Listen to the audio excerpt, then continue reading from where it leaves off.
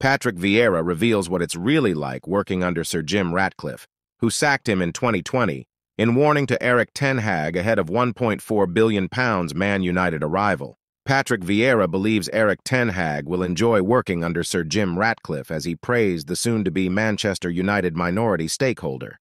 The petrochemicals billionaire, a boyhood United fan, is on the verge of completing a deal to buy a 25% stake in the club for about £1.4 billion. The Ineos boss initially lodged a bid for a majority stake in the club when the Glazers announced last November that they were open to investment or a full sale.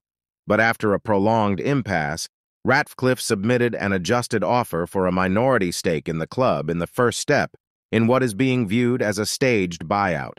As part of the proposal, which could be ratified at a board meeting on Thursday, Ratcliffe's group will take control of the football side at Old Trafford with a mission to reverse a decade-long decline on the pitch. And Vieira, who worked with Ratcliffe at Nice, believes that is good news for United. "He'd never interfere with my work," the former Arsenal midfielder told 442 magazine earlier this year. "We talk about football when we met, about the team and our lives, but he's not an owner who will get involved too much and prevent the manager from doing his job. His ambitions and expectations are high, so you know where you stand, but you can do your job freely." Ratcliffe acquired Nice in July 2019 after the club finished 7th in League One in Vieira's first season in charge. The Frenchman led the club to 5th place in the following season, but was relieved of his duties in December 2020 after a run of 5 consecutive defeats in all competitions. A major overhaul of football operations is expected at Old Trafford, with former Monaco sporting director Paul Mitchell considered the leading candidate to reshape recruitment at United. According to TalkSport, the 42-year-old has been earmarked for the role at Old Trafford after leaving Monaco in the summer after 3 years. Mitchell has a long history in recruitment and has previously worked Southampton, Tottenham Hotspur, and RB Leipzig. While at Spurs, he was part of the team that helped to bring in Son Heung-min and Toby Alderweireld, among others, and helped Southampton sign Sadio Mane in 2014. During his spell at RB Leipzig, he brought in current Chelsea striker Christopher Nkunku again and again. Manchester United are in no rush to sell Scott McTominay ahead of the January transfer window. McTominay was available in the summer transfer window with West Ham and Fulham interested.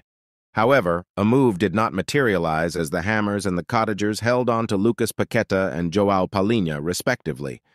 According to 90 Min, United would still be willing to sell the Scotland international if they received the right offer.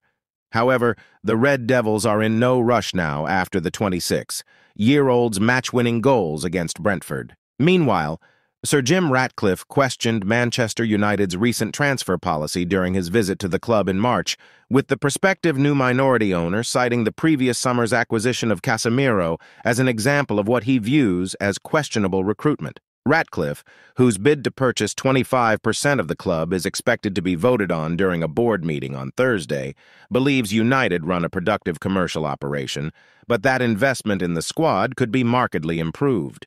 Ratcliffe raised this during the presentation given to him on the 17th of March by the United hierarchy in the Jimmy Murphy Center at the club's Carrington training base.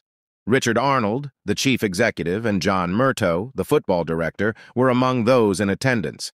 Ratcliffe suggested the choice of the players signed by United in the past few seasons had not always been the most prudent. As an example, he pointed to Casemiro's purchase for €60 million the previous August from Real Madrid. The midfielder was 30 years old and was given a 4-year contract of about £350,000 a week. Casemiro enjoyed a standout debut season, scoring in February's 2-0 Carabao Cup final triumph over Newcastle. But this season he has appeared off the pace and his form has faltered. Nice, the club Ratcliffe owns, recruited Aaron Ramsey, Kasper Schmeichel, and Ross Barkley among more than 10 signings in the summer when Casemiro joined United. Schmeichel was 35 and signed a 3-year contract in a £1 million transfer from Leicester. Ramsey, then 31, and Barkley, then 28, came on frees and were given 1-year contracts. All 3 players left Nice this summer. Ratcliffe's views on recruitment may call into question the futures of Arnold and Murtough. Arnold, United's most powerful executive, has overall responsibility for recruitment, while Murtough takes the lead in identifying potential targets, again and again. Sheikh Jassim makes final decision on United takeover response ahead of Glazer meeting. Sheikh Jassim bin Hamad Al Thani has no plans to re-enter talks with the Glazers about buying Man United, with Sir Jim Ratcliffe now set to purchase a minority stake in the club. Sheikh Jassim had been hoping to complete a full takeover at Old Trafford after the Glazers announced last November they would consider all strategic alternatives, including new investment into the club, a sale, or other transactions. The Qatari banker's final offer was worth around £5 billion, and he had pledged to clear United's debts and invest an additional £1 billion in the transfer market, while also improving the club's facilities.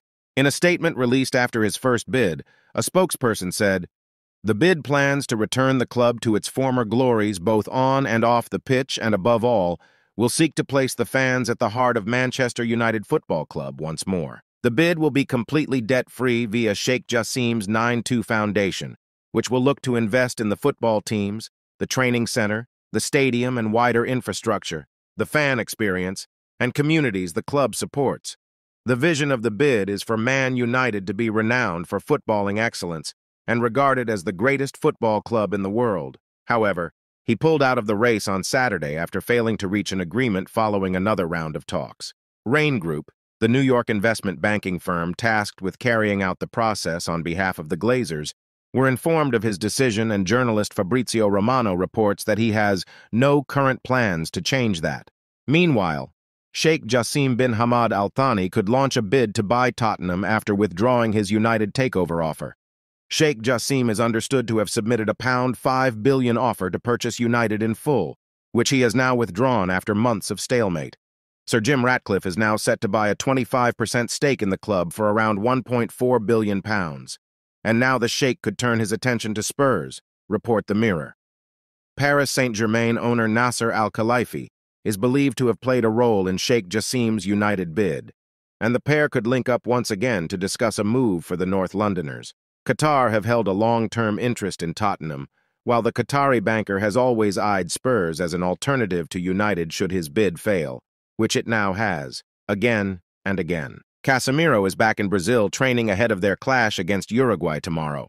The United midfielder picked up a knock against Brentford and was touch and go to play for Brazil, but he is now expected to play a role in the friendly and could be back for the Sheffield United game.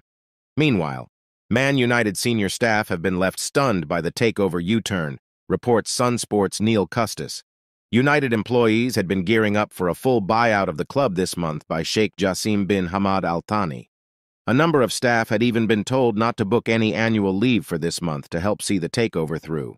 Meetings were still going on last week to try and rescue Sheikh Jassim's bid, which was for a 100% sale at £5 billion,